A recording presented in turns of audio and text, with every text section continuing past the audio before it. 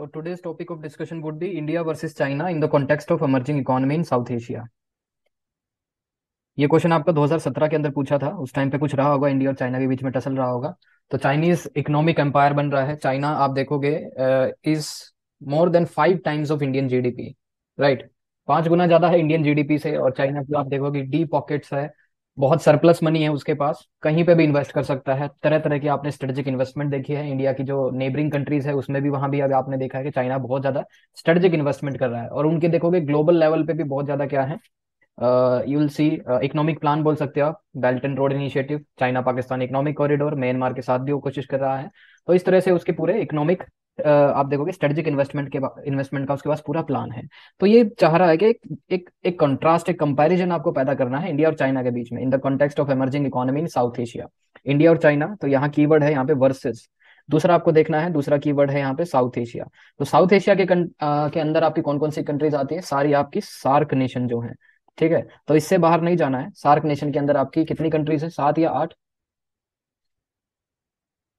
ठीक है। तो सार्क के अंदर जैसे हम बात करें तो सार्क के अंदर मुझे लग रहा है 7 या 8 कंट्री हैं। I am not sure, but उसमें से आपको ये देखना है कि कौन कौन सी मेजर कंट्रीज हैं। पाकिस्तान, उसके बाद आप देखोगे Nepal, then Myanmar, then India itself, उसके साथ आप देखोगे फिर श्रीलंका, राइट। और उसके साथ ही आप देखोगे भूटान। भूटान भी सार्क का ही पार्ट होगा। और अब कौन बचा? बांग्लादेश भी हो गया। 1 2 3 4 5 6 7, 8 कंट्रीज। मालदीव। मालदीव मालदीव भी होगा, ठीक है। के मालदीव साथ। भी इसके अंदर है, राइट। तो मालदीव इसके अंदर हो गया। तो India versus China in the context of emerging economy in South Asia. लेकिन साउथ एशिया के अंदर क्या चाइना आता है? साउथ एशिया के अंदर तो वैसे चाइना है ही नहीं। क्या कहोगे आप, साउथ एशिया के अंदर चाइना है? चाइना का वो डिस्प्यूट नहीं चलता उसके फिलीपींस के एक आइसलैंड के साथ। ठीक है, वो और आप तो बोल रहे फिर हो कि साउथ चाइना सी को लेके है, ठीक है। हाँ, तो वहाँ पे आएगा ना थोड़ा पार्ट। ठीक है, वो बोल सकते हो आप, लेकिन वो साउथ ईस्ट एशिया हो गया आपका, साउथ ईस्ट एशिया। तो साउथ ईस्ट एशिया के अंदर जितनी भी आपकी आसियान कंट्री होगी वो आएगी, साउथ चाइना सी उसी के अंदर आएगा। जैसे एक क्वेश्चन हमने पहले भी देखा था, लेट्स सी दैट क्वेश्चन, उससे आपको थोड़ी आइडिया लग जाएगा। क्वेश्चन था आपका, that was a question, Chinese economic policy in countries bordering India. एक ये आपका ये क्वेश्चन है, Chinese economic policy in countries bordering India. उसके साथ ही आप ये भी देखोगे, one important question was asked, let's see, ये रहा, China's policy of aggressive dominance, topic number 9, aggressive dominance in south east Asia. यहाँ पे साउथ ईस्ट एशिया पूछा है जो कि आपका आसियान नेशन है। उसके साथ ही जैसे ये वाला क्वेश्चन जो पूछा है आपसे, ये वाला क्वेश्चन आपका किस पे है? That is basically on south Asia के ऊपर है, ठीक है। ये जो 9 डैश लाइन वाला वो सब इशू है उसके आसपास के। हाँ, ये उस टाइम पे 9 डैश वाला ये इसमें था साउथ ईस्ट एशिया के अंदर। तो हमें जैसे अपना जो स्फेयर है हमें डिसाइड करना है कि किस लेवल पे हमें जाना है। तो मेनली हमारा लेवल रहेगा साउथ ईस्ट एशिया से ही रिलेटेड रहेगा। सार्क कंट्रीज को हम बताएंगे कि जो हमारे आसपास। देखो एक और क्वेश्चन था आपका स्ट्रेटेजिक इन्वेस्टमेंट वाला, तो हमने देखा ही, Chinese economic policy in countries bordering India, वही वाला क्वेश्चन जो मैंने आपको शुरुआत में दिखाया था, ये Chinese economic policy in countries bordering India. तो इंडिया और उसका नेबरहुड बहुत इंपॉर्टेंट है। आप कभी भी देख लें ना, इंटरनेशनल रिलेशन में आप देख लेना, इंडिया के नेबरहुड से बाहर गया ही नहीं है। नेपाल पे पूछा है, पाकिस्तान पे पूछा है, चाइना पे पूछा है, तो नेबरहुड में ही है। और पूरा आप देखोगे साउथ एशिया पे पूछ लिया, साउथ ईस्ट एशिया पे पूछ लिया, ठीक है। तो वो थोड़ा सा एक्सटेंडेड नेबरहुड के आसपास चला जाता है, लेकिन उससे बाहर नहीं जाता। तो कई बार हम जो रिलेशनशिप, अगर ये मैं सर। आपको बताऊं, ठीक है, कई बार आपको ये देखना पड़ेगा, प्लीज, ये देखना पड़ेगा आपको कि इंटरनेशनल रिलेशन जब आप प्रिपेयर करेंगे तो किस हद तक मुझे जाना है। कई बार आपको इंडिया और यूरोप के जो इंटरनेशनल रिलेशन है उसको प्रिपेयर करने की कोई जरूरत नहीं है ना। तो अमेरिका का थोड़ा मुझे लग रहा है इस बार हो सकता है। और स्ट्रेटेजिक ऑटोनॉमी, इस तरह के क्वेश्चन आपको प्रिपेयर करने हैं। ज्यादा ही रिलेशनशिप वाले आपको क्वेश्चन प्रिपेयर करने की जरूरत नहीं है। But India and it's neighbourhood is very important for CAPF के परस्पेक्टिव से। अब हम देखते हैं, इस पे ब्रेनस्टॉर्मिंग करेंगे हम। वर्सेस के बारे में बात है तो कुछ एक इंट्रोडक्शन में अगर मैं आपसे पूछूं, आपने इंट्रोडक्शन में क्या क्या लिखने की कोशिश की है? पहले आपसे इनपुट लेंगे, फटाफट ट्राई कीजिए किसी ने अगर किया तो। Sir hmm. मैंने तो उसमें लिखा है कि वो सी बी आर की रिपोर्ट दे दी। हम्म। सी बी आर जिसमें अभी इंडिया ने सरपास किया है दो कंट्रीज को, तो थर्ड लार्जेस्ट इकोनॉमी बना है। ठीक तो है। उसको लेके मैंने बताया। इंडिया इज एंड नॉट, हाँ थर्ड लार्जेस्ट नहीं है वो, बट फिर भी अपने अच्छा इकोनॉमी, फिफ्थ लार्जेस्ट इकोनॉमी बना है इंडिया। नहीं सर, अभी सी आर बी की रिपोर्ट लास्ट ईयर जो आई थी 2022 में, थर्ड लार्जेस्ट इकोनॉमी है। करेक्ट मी, या फिर वैशाखा को करेक्ट करो, थर्ड लार्जेस्ट इकोनॉमी तो नहीं बना होगा इन टर्म्स ऑफ पीपीपी, बन गया होगा but not in terms of, आप देखोगे जीडीपी के टर्म्स पे, आप नहीं देखोगे रियल वैल्यू के टर्म्स पे, थर्ड लार्जेस्ट नहीं है। करेक्ट करो फटाफट सर्च करके। जो परचेजिंग पावर सर पैरिटी पे वो फिफ्थ है, थर्ड, पृथ्वी के फिफ्थ बेसिस पे लार्जेस्ट थर्ड है। इकोनॉमी। या हाँ, पीपी पे थर्ड होगा, परचेसिंग पावर पैरिटी पे। बट आप इकोनॉमिक आप देखोगे स्ट्रेंथ में उसमें नहीं है, जीडीपी के नंबर से आप खेलोगे तो उस पे शायद फिफ्थ लार्जेस्ट इकोनॉमी बना है, किसको, फ्रांस को पीछे छोड़ा है, राइट। तो ठीक है, तो पीपीपी के टर्म्स में थर्ड बन गया, तो आप ये कहना चाह रहे हो, एक तो यहाँ ये समझ में आ गया इंडिया इकोनॉमिक पावर बन गया है। इंडिया का आप जीडीपी नंबर देखोगे that is $3.4 trillion. Okay, this is the correct exact number जो अभी हमें पता है। और इसी तरह आप चाइना का नंबर देखोगे, China is I think more than $15 trillion. ठीक है, $15 ट्रिलियन, उससे ज्यादा, कहीं ज्यादा है उनकी जीडीपी। अच्छा, तो अभी इंडिया इतना बन चुका है। और बताइए, वो इंट्रो में आपने क्या बोला था? एंड सर उसके अ, अलावा हम्म। मैंने फिर वो इसको ज्यादा इंडिया का पहले लिखा, जैसे G20 प्रेसिडेंसी वगैरह जो चल रही, ग्लोबल वॉइस बनी, क्योंकि साउथ एशिया था ना, तो ठीक है। मुझे लगा कि वो ग्लोबल वॉइस बनी अभी हम्म। रिसेंट, साउथ एशिया, तो उसको भी लेके बता सकती हूँ। ठीक है, जी हम्म, ट्वेंटी प्रेसिडेंसी आपने, ये इवेंट है ना जो इंडिया अभी होस्ट करने वाला है, G20 प्रेसिडेंसी, तो ये भी आप लिख सकते हो कि G20 प्रेसिडेंसी का हम फायदा उठा सकते हैं, ग्लोबल इन्वेस्टर को इंडिया की तरफ खींच सकते हैं, ठीक है, अट्रैक्ट कर सकते हैं। ठीक है, अच्छी शुरुआत है। आप बताइए, और नवनीत आप बताइए, नवनीत या कुणाल, कोई। सर मैंने कुछ इस तरह से शुरू किया था कि like things has been changed since post pandemic, hmm. Because once time like चीजें इस पे डिपेंड करते थे, मिलिट्री माइट क्या है, न्यूक्लियर पावर क्या है, हम्म। बट अब ग्लोबल इकोनॉमी पे डिपेंड करता है, because India and China is sharing the major chunk of the world economy. Okay. So ये दोनों कंट्री का जो कंटेक्स्ट है वो बहुत इंपॉर्टेंट है, not only for the South Asian part but all over the part of the world. Hmm. इस तरह से मैंने ये शुरुआत किया था। उसके बाद मैं बॉडी पे आया कि कैसे दोनों कंट्री के जर्नी स्टार्ट हुए, both country started their journey at the hmm. Same time. Hmm. And उसके बाद ऐसा गया मैं कि एक कंट्री जो फुली कम्युनिस्ट था, सेंट्रलाइज पावर था, हम्म। दूसरी कंपनी जो एक सोशलिस्टिक डेमोक्रेसी से चला, हम्म। है ना। फिर इंडिया का क्या क्या लूप होल्स हो गया, जो हम्म। हम लोग डायरेक्ट प्राइमरी सेकेंडरी सेक्टर को जंप करके टर्शियरी सेक्टर पे चले गए। ये हम्म। सब चीज़ों से ये बॉडी का पार्ट, फिर बॉडी मैंने बहुत सारा लिखा वर्सेशन करके, ठीक और है। भी बहुत सारे पॉइंट्स लिखे अभी करंट से भी रिलेटेड, कि पोस्ट पैंडेमिक में कैसे इंडिया का जो है वो चीजें और बदल गई, कि चाइना को लोग देखते हैं एज ए एक्सपेंशनिस्ट कंट्री, जबकि हम्म। इंडिया को एक मतलब इंडिया का जो ह्यूमैनिटेरियन असिस्टेंस जो प्रोग्राम है उसके वजह से, वैक्सीन मैत्री की वजह से एक सॉफ्ट पावर बहुत अच्छा बिल्डअप हुआ है और ज्यादा हम्म। इंक्रीज हुआ है। तो हम्म। और बहुत सारे उसके बाद फिर जैसे कि मैंने एक चीज लिखी सर, बॉडी का बोल सकता हूँ अभी? हाँ हाँ, बोलिए बोलिए। हाँ, जैसे कि मैंने ये और जो मैंने क्या स्टार्ट किया था कि चाइना, जैसे चाइना को बोला जाता है कि वर्ल्ड का फैक्ट्री है, पर इंडिया भी कम नहीं है, इंडिया फिफ्थ लार्जेस्ट इकोनॉमी है, और इंडिया के पास डेमोग्राफिक डिविडेंड है, हम्म। जो कि जिससे कि हम लोग सरपास कर सकते हैं आने वाले समय में। ठीक और है। उसके बाद चाइना चाइना पुअर कंट्री को हेल्प करता है उसके सॉवरेनिटी के कॉस्ट पे, बट इंडिया हम्म। हेल्प करता है गुडविल के cost, goodwill as a goodwill. Hmm. So China का इमेज एज ए मतलब बहुत ही वो कोरोड हो रहा है, बट हम्म। इंडिया की इमेज बहुत ही वो मतलब बढ़ रहा है। हम्म। इंडिया एक वाइब्रेंट डेमोक्रेसी है, जबकि hmm. China fully communist government है वहाँ। हम्म। ठीक ये है। है। उसके बाद फिर एक चीज और है सर, उसके बाद कि इंडिया का जो सर्विस सेक्टर है काफी one of the highest paying service sector है, हम्म। ये मैंने लिखा। और उसके बाद उसमें चाइना चाइना का सर जो इंडिया में डेमोग्राफिक डिविडेंड था ना, उसको मैंने चाइना का ऐसे कंपेयर किया कि China is following one child policy, but recently शायद वो उसको ये किया है। हम्म। उसके कारण क्या है कि चाइना का ऑब्वियस सी बात है, चाइना का जो वो उसका जो एज है उसके पॉपुलेशन का वो बढ़ रहा है। हम्म। सो ये सीन है, बट इंडिया का जो डेमोग्रेटिक डिविडेंड अभी भी है, तो इंडिया इसको हार्नेस कर सकता है फर्दर। ओके। एंड इंडिया अपना कॉपरेशन बिल्डअप कर रहा है साउथ ईस्ट एशियन रीजन में, सार्क जो आपने बोला। हम्म। फिर इसका एक्ट ईस्ट पॉलिसी है जो बहुत इंपॉर्टेंट है, एंड क्वाड है जो इंडो पैसिफिक में ये है। Hmm. And one of the most important thing कि इंडिया के पास हमेशा एक हैंड है जो कि इंडिया चाइना को चोक कर सकता है मलक्का डेल्मा में। हम्म। अ, ठीक है। तो ये है। उसके बाद बस ये मैंने पूरा बॉडी मैंने डाला।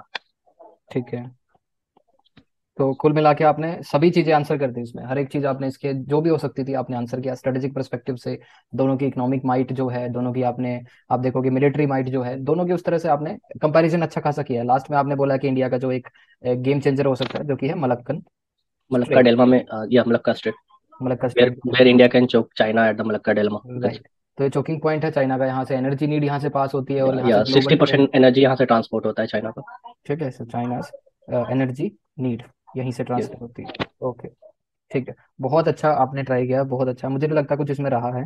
ठीक है, तो एनर्जी नीड चाइना की यहाँ से देखोगे 60% यहीं से जाती है। और कोई बताइए, किसी और ने कुछ इसमें ऐड करना चाहोगे? अदरवाइज इसी को एक्सपेंड करेंगे हम। ठीक सर है। बिम्स्टेक को भी यूज ले सकते हैं ना, बिम्स्टेक के हाँ साथ जैसे बिम्स्टेक को ले सार्क। सकते हैं, सार्क तो हाँ। डिसफंक्शन हो चुका है। यस। तो बिम्स्टेक को इसमें लेके आ सकते हैं, जैसे हम लास्ट में जब सॉल्यूशन लिखेंगे तो बिम्स्टेक पे हम बात कर सकते हैं।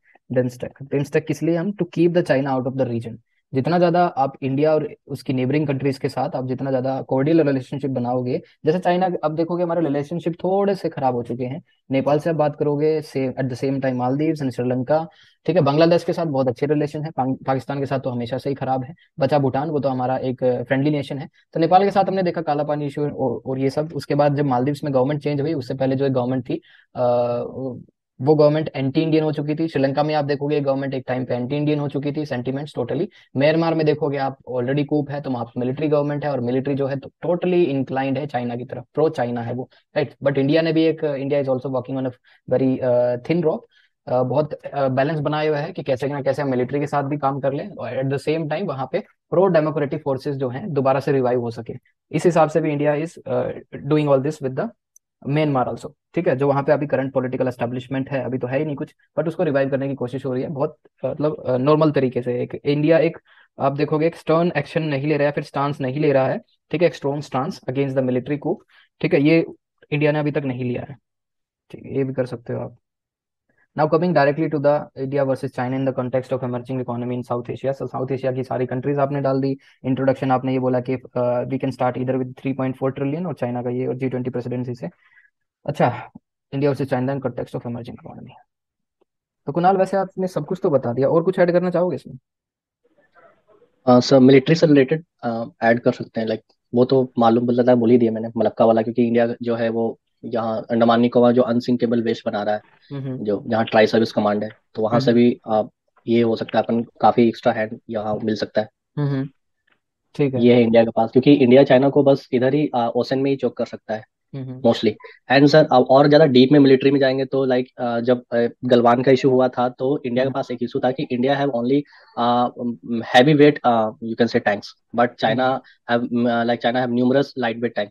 सो उस हाइट पे जाके उस लेवल पर वर्क करना, इसलिए इंडिया को अपना मतलब मिलिट्री में ना ये लाइट वेट टैंक का संख्या बढ़ाना पड़ेगा, राइट। और फ्रिगेट्स का संख्या, क्योंकि हमारे इंडियन ओशन जो रीजन है वो बहुत इंपॉर्टेंट है ट्रेड के लिए भी। और चाइना के जो जो ये चाइना अपना वहाँ जो मतलब बहुत ज्यादा फिशिंग करता है, बहुत दो कंट्री को परेशान करता है। तो हमारे पास जो अगर ढेर सारे ये होंगे स्मॉल जो शिप होते हैं, जिसको मैं नाम बुला रहा हूँ, वो रहेंगे, तो बहुत ज्यादा पेट्रोलिंग हो सकती है। अगर इंडिया पेट्रोलिंग अपना पूरा बढ़ा देना, तो चीजें हम्म। वहाँ बैलेंस हो सकती है, फिर ठीक है, चाइना तो को वो इंडिया की जाएगा। प्रेजेंस होनी चाहिए उस एरिया के अंदर हाँ, टू। आईओआर में इंडिया का प्रेजेंस बहुत होना चाहिए, जो अभी बहुत कम है।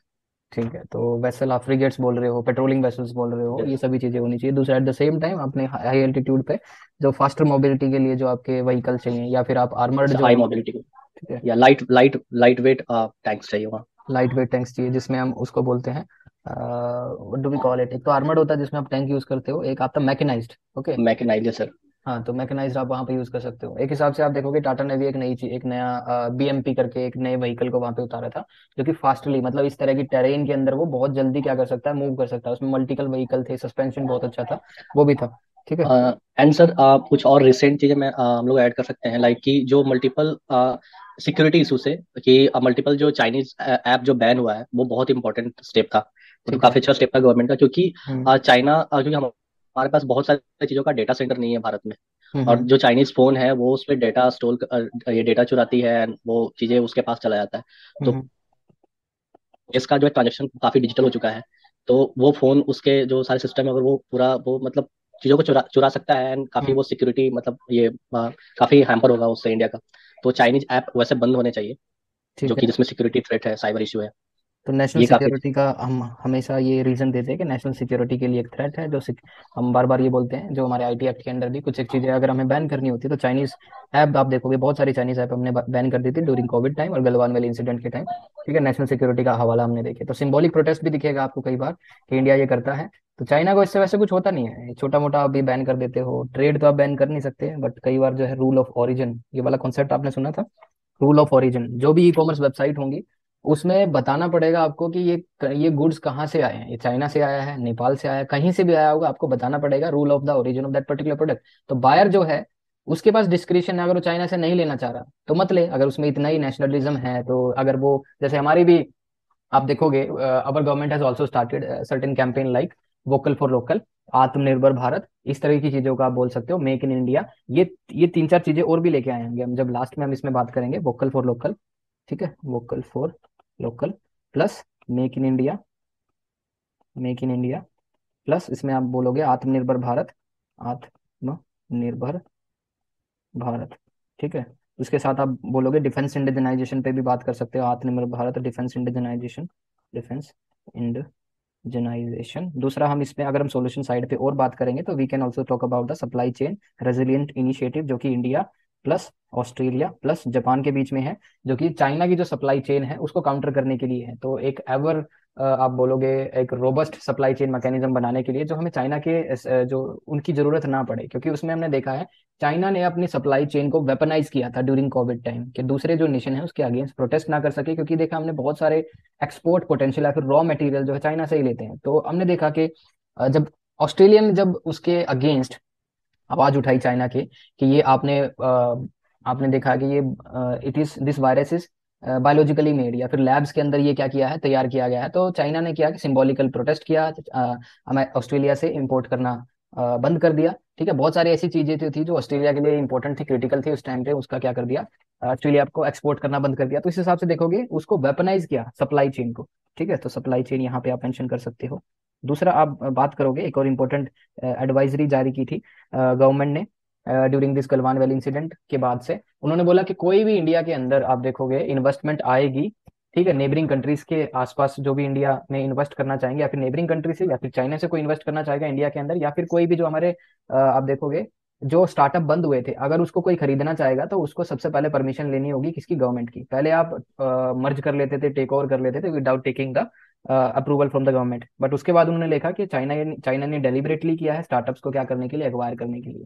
ओके, तो इसका फायदा ना उठा सके तो होम मिनिस्टर की एक एडवाइजरी थी कि ऑटोमेटिक रूट के अंदर आप इन्वेस्टमेंट नहीं कर सकते, you need to take a prior approval from the government of India. Okay, दूसरा हम जैसे मैंने बताया रूल ऑफ ओरिजिन, ये सोल्यूशन साइड की बात कर रहे हैं अभी हम सारा। रूल ऑफ ओरिजिन क्लोज होना चाहिए, रूल ऑफ ओरिजिन, जो भी आप प्रोडक्ट बनाओगे उसका ओरिजिन हमें पता होना चाहिए कि कहाँ से ओरिजिनेट हुआ, भाई ये कहाँ से आया, कहाँ से नहीं आया। तो इसमें बायर की डिस्क्रिप्शन होगी, क्या तो आपका कंट्री मेड जो है, ठीक है, देश के अंदर जो बना है वो वाला प्रोडक्ट ले, या फिर वो चाइनीज मेड करे, ठीक है। उसके बाद एक और इंपॉर्टेंट चीज है, जैसे आप इकोनॉमी की बात हो रही है तो यहाँ पे दूसरा हम देखेंगे, India backed out from the regional comprehensive economic partnership. India इस ये भी ज्वाइन नहीं किया। India also did not join belt and road initiative. India is also against this China Pakistan economic corridor, ठीक है, इसके अगेंस्ट भी है। India is also against this. अगर हम देखो इसके बाद हम कंट्री स्पेसिफिक डील करेंगे, इंडिया नेपाल डील करेंगे, then will deal with India Maldives, India Bangladesh. तो सबसे पहले इंडिया नेपाल लेते हैं, फिर will talk about the Maldives India Maldives, और इंडिया मालदीव्स के बाद विल टॉक इंडिया श्रीलंका। तो सबसे ज्यादा आप देखोगे यहीं पे टसल है, ठीक है, यहीं पे टसल है, इंडिया श्रीलंका। सबसे ज्यादा हमें एक्शन इन्हीं तीन कंट्रीज के अंदर देखने को मिलता है। बांग्लादेश तो फिर भी आप देखोगे बैलेंस बनाए हुए है। तो इंडिया नेपाल से हम स्टार्ट करेंगे। चाइना की आप देखोगे कौन सी इकोनॉमिक पॉलिसी है या फिर कौन से प्रोजेक्ट हैं नेपाल के अंडर, और इंडिया में देखोगे इंडिया को वो प्रोजेक्ट पहले मिले थे लेकिन कैंसल आउट किए गए, फिर चाइना को एलोकेट किए गए वो प्रोजेक्ट्स, ठीक है। ऐसे भी आपको पता होगा इंफ्रास्ट्रक्चर प्रोजेक्ट्स आप देखोगे, इंफ्रास्ट्रक्चर स्ट्रक्चर प्रोजेक्ट्स। दूसरा आप देखोगे इनको लोन कौन देता है, loan to Nepal by China. तो इंफ्रास्ट्रक्चर प्रोजेक्ट्स के अंदर आपके रोड कंस्ट्रक्शन हो गए, ब्रिजेस हो गए, ठीक है, road construction, bridges plus railway plus hydro power plant. ये सर एक BBIN भी है ना इंडिया का, जो अभी वो हाँ अभी उसका प्रोजेक्ट अभी वो हुआ नहीं है, लेकिन ठीक ऑन है। पेपर है। एक तो ट्राइलेटरल हाईवे पे आप बात कर सकते हो, trilateral highway, okay, trilateral highway जिसमें एक इंडिया हो गया, एक आपका म्यांमार हो गया, एक आपका इंडोनेशिया हो गया, ये आपका ट्राइलेटरल हाईवे हो गया। दूसरा आप बोलना चाहते हो BBIN, बांग्लादेश, जी सर। भूटान, इंडिया, भूटान। नेपाल, ठीक है। लेकिन चाइना इसमें एंटर करना चाह रहा है। China wants to basically make inroads in this particular project, घुसने की कोशिश कर रहा है। लेकिन इंडिया क्या चाहता है, देखो इंडिया को भी कई बार ये लगता है कि रीजनल कनेक्टिविटी इतनी ज्यादा ना हो। कई बार क्या करते हैं बांग्लादेश, भूटान और इंडिया, नेपाल जो ये जो आप देख रखे हो इसके अंदर अगर कनेक्टिविटी आएगी तो इंडिया ना आप देखोगे खुद को लेके भी कई बार कंफ्यूजन में है। ये सोचता है अगर यहाँ पे कनेक्टिविटी आ गई, नो डाउट पूरा एरिया है रीजनली इंटरकनेक्टेड हो गया। सपोज करो बांग्लादेश, भूटान, इंडिया, नेपाल, रोड अच्छे बन गए, रेलवे लाइन अच्छी बन गई, ठीक है, इंटरकनेक्टेडनेस आप अच्छे होगे, तो उसके बाद क्या चाइना इसको मतलब किसी कोई भी बायलेटरल आप देखोगे अग्रीमेंट करके, सपोज कीजिए बांग्लादेश के साथ कोई बायलेटरल अग्रीमेंट कर ले चाइना, ठीक है, इंडिया ने इन्वेस्टमेंट किया उस टाइम पे, ठीक है, पूरा आप देखोगे नेटवर्क बिछाया वहां पे, इमीडिएटली चाइना उसके साथ बायलेटरल कर ले एग्रीमेंट कर लेता है, ट्रांजिट रूट उससे ले लेता है, तो बे ऑफ बंगाल से पूरा ट्रांजिट रूट लेके उसको एक नया रूट मिल जाएगा चाइना के लिए, ठीक है, मलक्कन स्टेट को क्या कर सकेगा, बाईपास कर सकेगा। तो इस हिसाब से भी आप देखोगे, प्लस म्यांमार के साथ भी ये प्रॉब्लम है। तो इंडिया क्या चाहता है, इंडिया ना तो चाहता है कि प्रोजेक्ट सक्सेसफुल हो, और इंडिया इस हिसाब से क्या करता है, और ना ही ये चाहता है कि ये जो आपका प्रोजेक्ट है ये एक ठंडे बस्ते में भी ना चला जाए। तो इसमें सिर्फ बात करता है इंडिया, इंडिया बहुत मतलब इंडिया बेवकूफ नहीं है, इंडिया की डिप्लोमेसी जो है पूरे दुनिया के अंदर मानी जाती है कि Indian diplomacy is one of the best diplomacy. तो इस हिसाब से ये देखना चाहता है कि इंडिया उस ग्रुप के अंदर भी रहेगा, उसमें फंक्शन भी नहीं करने देगा, और उसको मतलब एकदम खत्म भी नहीं होने देगा। आरसीईपी से बैकआउट कर लिया इंडिया ने, बेल्ट एंड रोड इनिशिएटिव नहीं ज्वाइन किया, ठीक है, उसके पीछे रीजन है, there are certain reasons, okay. करने को तो इंडिया बीबीआईएन आज शुरू कर दे, ट्राइलेटरल हाईवे बनाने में क्या लगता है, अभी कर दे, नहीं करना चाहता, ठीक है, देयर आर सर्टेन रीजंस। अच्छा, और क्या इसमें ऐड करना चाह रहे थे हम? हाँ। इसमें सर जैसे दो तीन चीजें हैं, जैसे debt trap policy China follow करता है, और डंपिंग पॉलिसी, हम्म। और फिर स्ट्रिंग ऑफ पर्ल्स और नेकलेस ऑफ डायमंड, ये भी सब था। ठीक है, ये भी आपने अच्छा पॉइंट दिया है। तो कुल मिला के हमने देखा है India versus China in the context of emerging economy in South Asia. तो कुल मिला के इंडिया वर्सेस चाइना हमने बहुत तरीके से किया है। कुणाल, आपने बहुत अच्छा स्ट्रक्चर इसका बनाया है। आपने शुरुआत के अंदर बताया है कि एट्रीब्यूट्स ऑफ पावर चेंज हो चुके हैं, पहले जो आप मिलिट्री माइट मानते थे, now the thing has change, now economy is empire, ठीक है, नाउ इकोनॉमी इज एम्पायर। कोई भी देश अगर वॉर में जाता है तो आज देखोगे उसकी इकोनॉमी डिपेंड करती है कि कितना वो विदस्टैंड कर सकता है उस वॉर को। Now Chinese economy is 5 to 6 times of Indian economy, ठीक है, तो इससे जाहिर सी बात है कि वो बहुत लंबे टाइम तक वॉर, फुल फ्लेज वॉर को क्या कर सकता है, हैंडल कर सकता है, बट इंडिया इतने टाइम के लिए उसको विदस्टैंड नहीं कर सकता, ठीक है। सो इकोनॉमी इज एम्पायर, तो attributes of power has been change, now economy पे ज्यादा फोकस होता है। उसके बाद बॉडी में आपने जैसे दिया जर्नी ऑफ इकोनॉमिक डेवलपमेंट, ये कंपैरिजन तो इसी चीज में करेंगे ना, दोनों एक एक ही टाइम स्केल पे क्या हुए, इंडिपेंडेंट हुए। 1960 तक क्या था, इंडिया आगे था in terms of economic development, लेकिन वहां पे क्या चेंज हो गया, मॉडल ऑफ गवर्नेंस या फिर गवर्नमेंट वहां पे चेंज थी। तो इंडिया के अंदर डेमोक्रेसी आई, वहां पे कम्युनिस्ट पावर रही, तो एक तरह से क्या थी, वो एक डिक्टेटरशिप टाइप है, ठीक है, टोटल वहां पे देखोगे कोई डेमोक्रेसी नहीं है, तो एक मिक्स तरह का आप देखोगे वहां पे सिस्टम है, तो कम्युनिस्ट फॉर्म ऑफ गवर्नमेंट है, एक तरह से प्योरली कम्युनिस्ट भी नहीं है, प्योरली डिक्टेटरशिप भी नहीं है, but more of a inclination to dictatorship है, ठीक है, वन पार्टी रूल है वहां पे। तो वहां पे क्या देखा, वन पार्टी रूल ने क्या देखा, बहुत सारे आप देखोगे रिफॉर्म्स किए उसके बाद, तो वहां पे चाइनीज इकोनॉमी को पूरा एक्सपोर्ट ओरिएंटेड बनाया, वहां पे चीप लेबर थी, ये सभी चीजों का उन्होंने उस टाइम पे फायदा उठाया, डेमोग्राफिक डिविडेंड का पूरा फायदा उठाया। वहां पे आप देखोगे पॉलिसीज हैं बहुत अच्छा, वहां पे आप ये पोर्ट सर लेड, अपने वर्कफोर्स को स्किल्ड किया था, यस, स्किल्ड वर्कफोर्स सबसे स्किल्ड इंपॉर्टेंट पार्ट है, वर्कफोर्स तभी है। तो। और चाइना की अगर हम देखें तो पोर्ट लेड डेवलपमेंट है, पोर्ट पे आप देखोगे बहुत ही ज्यादा उन्होंने क्या कर रखी है, डेवलपमेंट कर रखी है। जैसे हम अपने इंडिया की पोर्ट की बात कर ले, जैसे बाद में हम, वो तो बाद में हमने शुरुआत किया सागरमाला प्रोजेक्ट, वो उसको ही देखते ही हमने शुरुआत किया। उसके बाद इंडिया में देखोगे, अब सागरमाला की बात कर लेते हैं, चलो थोड़ा सा बस हिंट दूंगा, सागरमाला, उसके बाद आप EEZ बनाए हमने, स्पेशल इकोनॉमिक जोन बनाए, ठीक है, ये सभी बनाने का मतलब यही था कि पोर्ट लेड डेवलपमेंट, हमारे यहाँ पे कार्गो आए, ठीक है, मतलब कार्गो आए, और हम क्या एक एक हब एंड स्कूप मॉडल वहां पे बना सके, मतलब जैसे सिंगापुर है, एक हब एंड स्कूप मॉडल है, वहां पे आप देखोगे दुनिया भर से आप गुड्स और ट्रेड वहां पे होती है, सिर्फ वहां पे लोडिंग और अनलोडिंग होती है। श्रीलंका ने भी कोशिश की थी हम्बनटोटा पोर्ट बनाने के बाद से, लेकिन वो उसमें आप देखोगे ट्रैफिक इतनी ज्यादा नहीं है, इंडिया हैंडल नहीं कर सकता बिगर जो आप देखोगे कंटेनर शिप्स होते हैं, क्योंकि उसमें देखोगे ड्रेजिंग, और इंडिया के जो पोर्ट हैं इतने कैपेबल नहीं है, टर्न अराउंड टाइम एक शिप आने के बाद 5-5, 10-10 दिन लग जाते हैं, वही आप देखोगे 4 या 5 घंटे के अंदर सिंगापुर में इतने अच्छे आधुनिक पोर्ट हैं, चाइना के अंदर इतने अच्छे आधुनिक पोर्ट हैं, टर्न अराउंड टाइम मतलब पूरा डी मतलब शिप से पूरा कंटेनर उतार के दूसरे कंटेनर उस पे लोड करके उसको अलविदा कर देते हैं, ठीक है। तो पोर्ट लेड डेवलपमेंट इंडिया के अंदर बहुत अच्छा है, स्टेट ऑफ आर्ट, अभी तक कोई पोर्ट नहीं बना है, छोटे मोटे शिप्स हम हैंडल कर सकते हैं, बट इतने बड़े लेवल के अभी तक नहीं कर सकते। तो ये स्पेशल इकोनॉमिक जोन, और ये आप देखोगे ये हमने चाइना से ही कॉपी किया है, स्पेशल इकोनॉमिक जोन का जो कॉन्सेप्ट था चाइना से लिया है, चाइना ने बहुत पहले इसको कर दिया था कि स्पेशल इकोनॉमिक जोन में आप देखोगे सर्टेन आप देखोगे इसमें क्या दिए जाते हैं, वहां पे उनको डिस्काउंट दिए जाते हैं, टैक्स हॉलीडेज दिए जाते हैं, चीप लैंड दी जाती है, ठीक है, रेमिशन दी जाती है, बहुत सारी चीज, मतलब एक एक देश के अंदर ही रह के एक फॉरेन टेरिटरी क्रिएट कर दी जाती है, जिसमें आप जो कंट्री के नॉर्मल रूल्स एंड रेगुलेशन वहां पे नहीं लगते, ये होता है स्पेशल इकोनॉमिक जोन। राइट। तो इस हिसाब से चाइना ने जो अपनी पोर्ट लेड डेवलपमेंट पे फोकस किया, एक्सपोर्ट पे फोकस किया, यहाँ पे ज्यादा फोकस किया। ठीक है, ओके। तो ये डिफरेंट ये आपने बहुत अच्छा पॉइंट दिया। उसके बाद देखोगे पोस्ट पेंडेमिक सिनेरियो, आपने बोला कि जब इंडिया और चाइना जब सेम टाइम पे आजाद हुए तो गवर्नमेंट थोड़ी सी चेंज हो गई, उन्होंने अलग डेवलपमेंट का मॉडल उठाया और इंडिया ने अलग उठाया। ठीक है, तो पोस्ट पेंडेमिक सिनेरियो आप देखोगे चाइना आज के टाइम पे एक्सपेंशनिस्ट पावर मिलता है उसको, हम आज क्या बोलते हैं, we call its hegemon. Hegemon, ठीक यस है, सर। उसको हम हेजिमन बोलते हैं। India also called China as belligerent China, belligerent is China. Expansionist में जो डेप ट्रैप है श्रीलंका, जितने भी कंट्री के साथ उसने वो किया था, हम्म। अपना डील किया, सबके साथ वही इशू है। तो वो वहाँ पे ही दे सकते हैं अपन एग्जांपल, एक्सपेंशनिस्ट पॉलिसी के बाद डेप ट्रैप वगैरह। ठीक है, एक्सपेंशनिस्ट पॉलिसी का आप दोगे। श्रीलंका और सीपेक, और जो उसका पाक का सीपेक है, वो हम्म, दोनों का एग्जांपल दे सकते हैं। वो भी आप दोगे। अफ्रीका का भी दे सकते हो, बट या साउथ एशिया अफ्रीकन में। कंट्री में भी दे सकते हैं, बट लेकिन मैं क्या, साउथ एशिया का टॉपिक इसलिए तो। हाँ, इसीलिए हमें, इसीलिए जैसे कीवर्ड है ना जो जो दिया होता है, उस पे हमें अपने आप को थोड़ा सा रिस्ट्रेन करना होता है। नॉलेज तो होती है हमारे पास, नो डाउट, बट उसमें रिस्ट्रेन करना होता है। अनलेस एंड अनटिल हमारे पास और कुछ लिखने के लिए नहीं है तो हम लिख सकते हैं। साउथ अफ्रीका भी ले आएंगे क्योंकि भरने हैं भाई, 250 वर्ड लिखने हैं उसके अंदर। बट कोशिश करना, जैसे आपने स्ट्रक्चर दिया है वो बहुत अच्छा है। इंडिया का आप बोलोगे सॉफ्ट पावर, आप डिप्लोमेसी है। आप देखोगे लाइन ऑफ क्रेडिट हमने कहाँ पे दिया है, श्रीलंका को दिया है भाई। ठीक है, इस लाइन ऑफ वैक्सीन क्रेडिट, मैत्री, वैक्सीन मैत्री यू कैन टॉक अबाउट। ठीक है, या वैक्सीन अभी। Diplomacy, vaccine diplomacy. मैं श्रीलंका के अंदर आपको पता है इकोनॉमिक क्राइसिस था, इकोनॉमिक क्राइसिस को हैंडल करने के लिए हमने लाइन ऑफ क्रेडिट दिया, मालदीव्स को भी दिया। ठीक है, ताकि वो अपने इकोनॉमिक क्राइसिस से क्या कर सके, ओवरकम कर सके। चाइना ने भी दिया, no doubt, but India also gave it.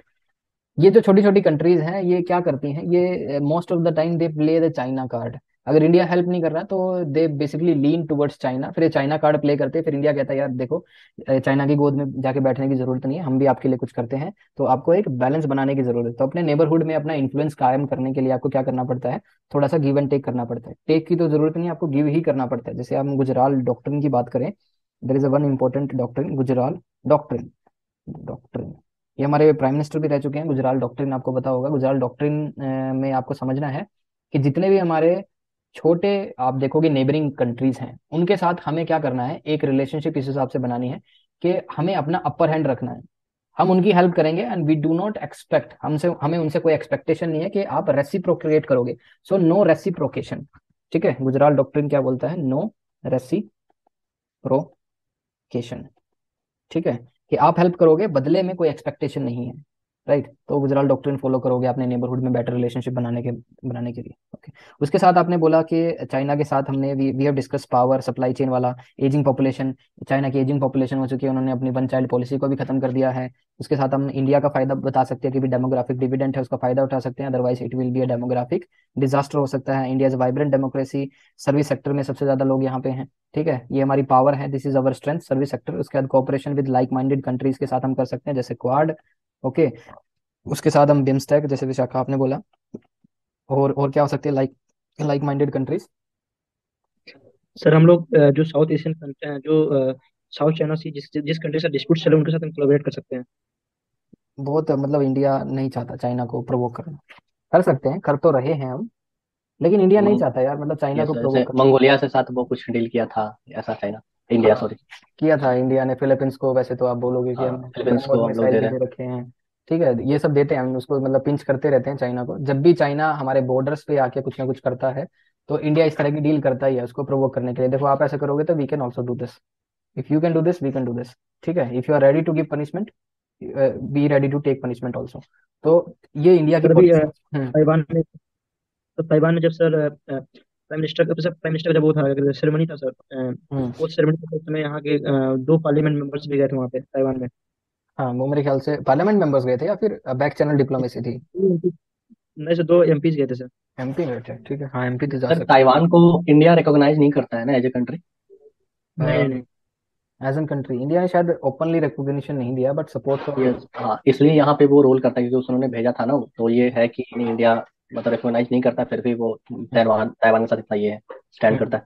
तो ये प्रेशर पॉइंट है चाइना को, कैसे ना कैसे तो हम उनको घेरेंगे ना। तो these are the pressure points, Tibet को लेके, ताइवान को लेके। ठीक तो है, यूगर और मुस्लिम, हम्म, यूगर्स मुस्लिम जो होगा सर, हाँ, और जो यूगर्स उनके ह्यूमन राइट्स इशू है वहां पे भी उसको काउंटर कर सकते हैं।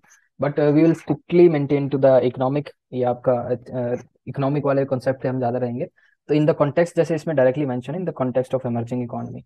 तो हम अपने आप को थोड़ा सा रिस्ट्रेन करना पड़ेगा इकोनॉमी वाले पार्ट पे ही। तो आपने स्ट्रक्चर बहुत अच्छा दिया है, उसी स्ट्रक्चर पे हम चलेंगे। और उसके बाद जो मैंने सर आपसे उसी स्ट्रक्चर में जो है सर्विस सेक्टर का अब ऐड किया, तो सर उसमें बॉडी में way forward, as a way forward हम लोग ऐड कर सकते हैं कि in the recent year India hmm started new economic policies like ये जो मेक इन इंडिया है, hmm, local for vocal, vocal for local है, ये सब वगैरह, हाँ जीआई टैक्स वगैरह जो ये है, ये चीजें और स्किल जो है स्किल्ड वर्कफोर्स का जो है काफी ये कर रहे हैं इंडिया की, काफी सारे अपने ये न्यू एजुकेशन पॉलिसी के साथ, और जो है काफी स्किल इंडिया के तहत जो है काफी अपने यूथ को स्किल कर रहा है। तो हम बिल्कुल। लोग स्किल वर्कफोर्स को इंक्रीज कर रहे हैं ताकि इन्वेस्टमेंट आए। हम्म। और रिसेंट में इंडिया ने इन्वेस्टमेंट गेन भी किया है, चाहे वो सेमिकॉन इंडिया हो के जरिए, चाहे वो और भी जो चाहे वो अभी रिसेंट में इन्वेस्टमेंट आया उसके, हम्म। ये भी दे सकते हैं। एप्पल का फैक्ट्री, एप्पल के जो जो जो सब्सिट्यूट हैं, जो सर सारे फॉक्सकॉन ये सब वगैरह सारे आए हैं, राइट। तो ये सब दे सकते हैं कि शिफ्ट हो रहा है एक, मतलब हम लोग इसको कंक्लूजन में भी ऐड कर सकते हैं कि एक शिफ्ट हो रहा है हम्म नैरेटिव में। तो हम्म। कंपनीज आ रही है चाइना से लोग मतलब जा रहे हैं, और ये इंडिया में या फिर ताइवान या फिर फिलीपींस इधर लोग जा रहे राइट। हैं, ऐसा आप चीज देख सकते हैं। ठीक है, आपने ओरिएंटेशन भी दिखाया है कि दूसरे जो कंट्रीज हैं, जैसे कंपनीज हैं, एप्पल भी इंडिया की तरफ मूव कर रहा है। उसके साथ फॉक्सकॉन जो सेमीकंडक्टर जो कंपनी है मैन्युफैक्चरिंग, ठीक है, वो इंडिया में गुजरात के अंदर प्लांट लगाने वाली है। ये सभी चीजें आप यस लिखोगे, सर। नो डाउट, हाँ, बहुत अच्छी। रिसेंट में इंडिया इमर्ज हुआ है कि one of the largest manufacturer of mobile phone. तो यस। ये पहले चाइना के पास था, अब इंडिया के पास है। यस, और और इंडिया की इंडिया, आप और भी यस, चीज आप लिखना चाहोगे, जैसे यू कैन ऑल्सो कि हम सेमीकंडक्टर इंडस्ट्री को अच्छा करने के लिए there are certain product link initiatives. Yes ठीक है, पीएलआई। पीएलआई स्कीम्स का भी यूज कर रहे हैं, दिस प्रोडक्शन लिंक इंसेंटिव्स, ठीक है, ये भी आप डालोगे। ओके। सर एक चीज और है, मेरे को याद आ रहा है कि जैसे कि चाइना के साथ क्या है कि चाइना सबसे बड़ा एक्सपोर्टर भी है वर्ल्ड का, उसको वर्ल्ड फैक्ट्री बोला जाता है। हम्म और तो चाइना के पास अपना भी पॉपुलेशन है, सेम इंडिया के पास ही पोटेंशियल है कि इंडिया एक एक्सपोर्टर भी बन सकता है, साथ साथ इंडिया के पास बहुत बड़ा मार्केट भी है। जो ना हम्म कि इंडिया के फैक्ट्रीज जो इंडिया में सेल करना चाहती है, वही वर्ल्ड की इकोनॉमी भी इंडिया में आके इसलिए इन्वेस्ट करना चाहते हैं कि मैं इंडिया में ही बेचूं, क्योंकि इंडिया सबसे बड़ा मार्केट है। परचेजिंग पावर, पैरिटी वाला टर्म यहाँ यूज कर सकते हैं, वो थर्ड नंबर में आता है। हम्म। इसलिए यहाँ की जो ये फैक्ट्रीज है, ये कंपनी है, ये इधर ही सेल कर सकते हैं। तो ओके। ये वाला पॉइंट ऐड कर सकते हैं। ठीक है, तो एक्सेलेंट डिस्कशन था हमारा, और डिस्कशन अभी यहाँ पे खत्म होता है। इसके बाद आपको ये जो आपको टेस्ट दिया गया है, यू हैव ओनली 5 मिनट्स, और उसके बाद हम क्लास स्टार्ट कर देंगे। 5 मिनट के अंदर आपको ये सोल्व करना है। राइट, सो कोई आपको ऐड करना है इसके अंदर जो अभी टॉपिक डिस्कस कर रहे थे? अदरवाइज आपके लिए ये टेस्ट है, आपको अटेम्प्ट करना है। ठीक है। ठीक है, so your time starts now. 5 minute के बाद I will start the class again.